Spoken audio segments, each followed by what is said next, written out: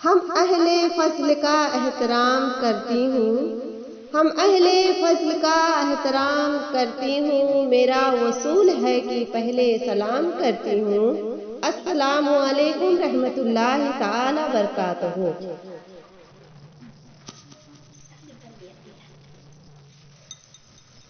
वालेकुम अस्सलाम रहमतुल्लाहि ताला बरकातहू। वालेकुम अस्सलाम व रहमतुल्लाहि ताला बरकातहू। अल्हम्दुलिल्लाह रब्बिल आलमीन वस्सलातु वस्सलामु अला रसूलिहिल करीम।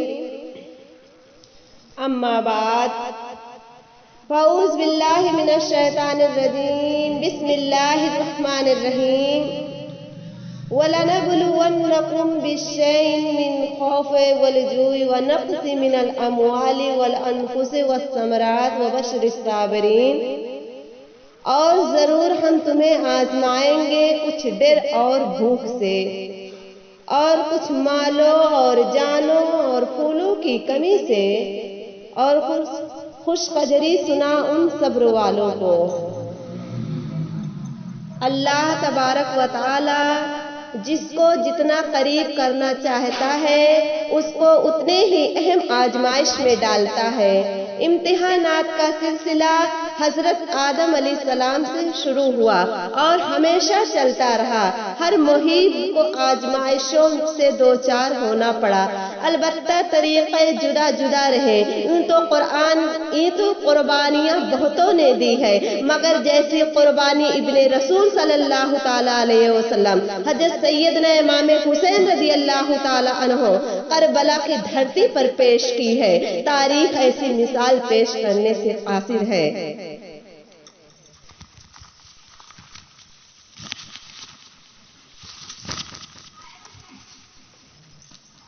इमाम हुसैन का एक एक साथी मैदाने जंग में जाता और कितनों को वासल जहन्नम करके मौत को गले लगाता। जब दोस्त शहीद हो चुके तो अजीजों की बारी आई, जब वो भी शहीद हो गए तो औलादे अकील की बारी आई, वो भी शहीद हुए। अब हजरत ज़ैनब के फर्जंद मैदान में आए, वो भी शहीद हुए। अब हजरत इमाम हुसैन के फर्जंदों ने बढ़कर बहादुरी से जानिसारी की। अब हजरत इमाम हुसैन के भाई शहादत की मंजिल में आए, वो भी शहीद हुए। अब भाइयों में सिर्फ हजरत अब्बास इब्ने अली रज़ियल्लाहु ताला अन्हा बाकी थे, उन्होंने भी इजाजत मांगी। इमाम पाक परेशान हो गए। हजरत इमाम हुसैन उस भाई से बहुत मोहब्बत करते थे। इमाम पाक ने सोचा अगर अब्बास को इजाजत दे देता हूँ तो यजीदों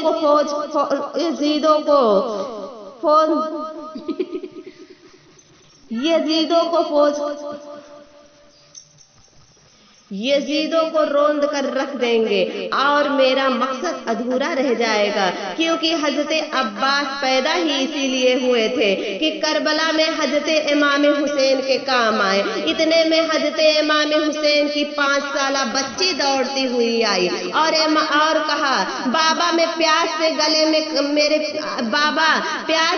में कांटे पड़ गए हैं, अब जल्दी से पानी पिला दीजिए। इमाम हुसैन ने फरमाया, अब्बास लड़ने से पहले बच्चों की प्यास बुझा दो। हजरत अब्बास ने सकीना का मशकीजा उठाया और दरिया की तरफ घोड़ा बढ़ाया ताकि पानी लेकर आए। हजरत अब्बास चले।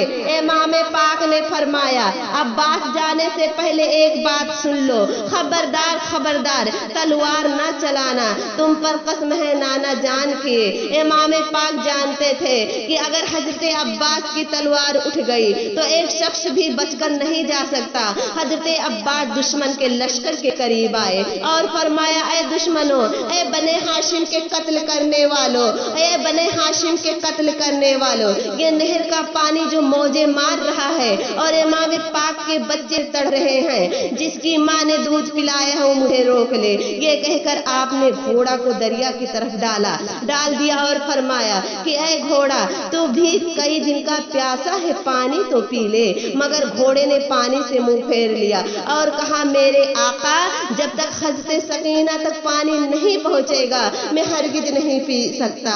वाह रे अब्बास के घोड़े तुझ पर हजारों सलाम, वाह रे अब्बास के घोड़े तुझ पर हजारों सलाम। भर के मशकीजा यही सोच रहे थे अब्बास, भर के मशकीजा यही सोच रहे थे अब्बास, प्यास मासूम भतीजी की बुझाऊं कैसे, प्यास मासूम भतीजी की बुझाऊं कैसे। आपने मशकीजा भरी और कंधे पर लटकाई, दूसरे कंधे पर इल्म संभाला, बाहर निकलना चाहा, देखा बुलंदी पर चारों तरफ से जालिमों ने घेर लिया है। हर तरफ से तीरों नेज और तलवार चलने लगी। जख्मी शेर ने घोड़े को एड़ी रगड़ते हुए देखा।